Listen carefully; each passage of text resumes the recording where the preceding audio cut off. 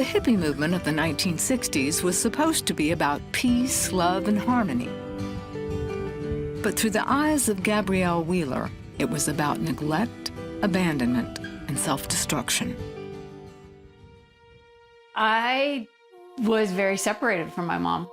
I didn't have a bond with her, so it was very, very interesting. It was kind of like growing up with a stranger. Gabrielle grew up in a commune in Las Cruces, New Mexico. She was often left alone to play with bags of marijuana and rolling papers, while her mom read tarot cards and did drugs. There were many men in her mom's life, and Gabrielle never knew which one might be her father.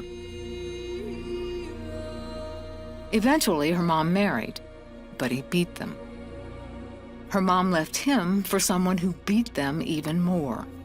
I remember being depressed since I was young, even at the age of about 9 or 10, just wanting to not live anymore because I just felt like there was a lot of darkness in my life.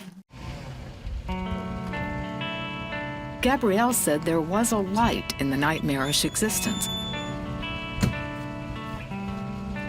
It came on Sundays when some people gave her rides to church. The first Bible story that I ever heard was a story about Job. They said he was the man of many afflictions, but in the end, how God had blessed his life. And I remember hearing that story and saying, you know what, God, maybe my life is going to be hard when I'm young, but if you could make it good when I'm older. I remember praying that prayer. And Gabrielle believed her only chance was to get away. At 14, she told her mother she wanted to move to California and live with some relatives. Her mom gave little resistance. I was so determined not to be like my mom.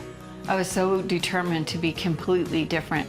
And I said I was never going to let a man beat me. I was never going to do drugs like my mom or anybody. I was going to be a good girl, but I didn't know how to be. But escaping the influences of her past wasn't so easy, as she learned when she started going to church with neighbors. They didn't know what to do with me because I had a crush on all my youth pastors. I mean, I was just a mess.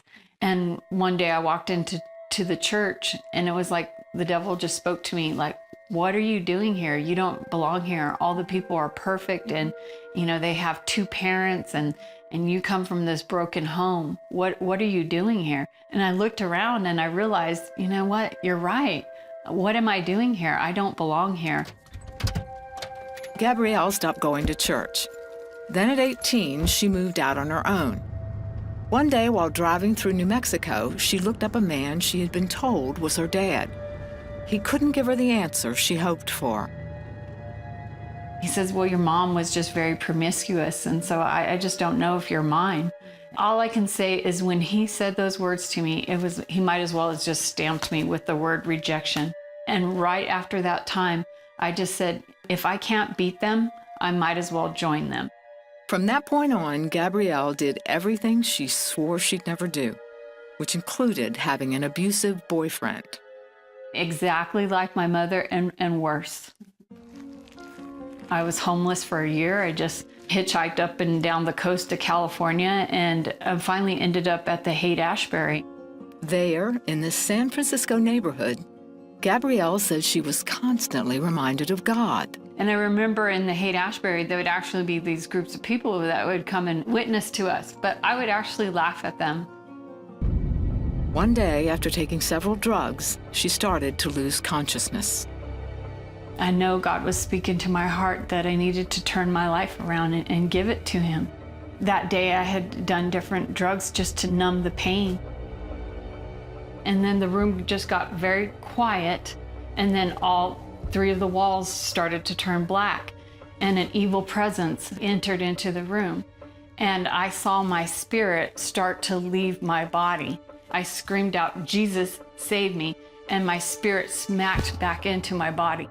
Terrified by the experience, Gabrielle came to the conclusion that hell was real, and so was Jesus. The only people she knew could help her were the neighbors she went to church with when she was a teenager. And they said, well, what do you want us to do for you? And I said, get me a bus ticket. I want to come back to the church and back to God. Gabrielle moved in with her friends.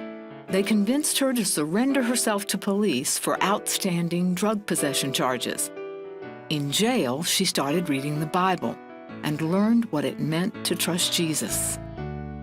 The Lord dealt with me when I was in jail, talked to me about surrendering your life and about making him the Lord of your life and completely turning over everything to him. After serving a short sentence, Gabrielle went into Teen Challenge. It was there that she learned how to let go of all the pain and rejection. There was a night where God spoke to me. He said, you need to forgive your mother. And when he did that, I forgave her, a flood of tears just came over my eyes, and I had cried like I had never cried in my whole life. No longer haunted by her past, Gabrielle says her life is full. She's married to John, a pastor, and they have 4 daughters. Gabrielle reaches out to young girls in crisis who are much like she was. She has hope for them because of what God did for her. God has become my father, and he has taken care of me, and he has provided for me. Today, I know that God is real because he saved me as I was dying, and no one can convince me otherwise.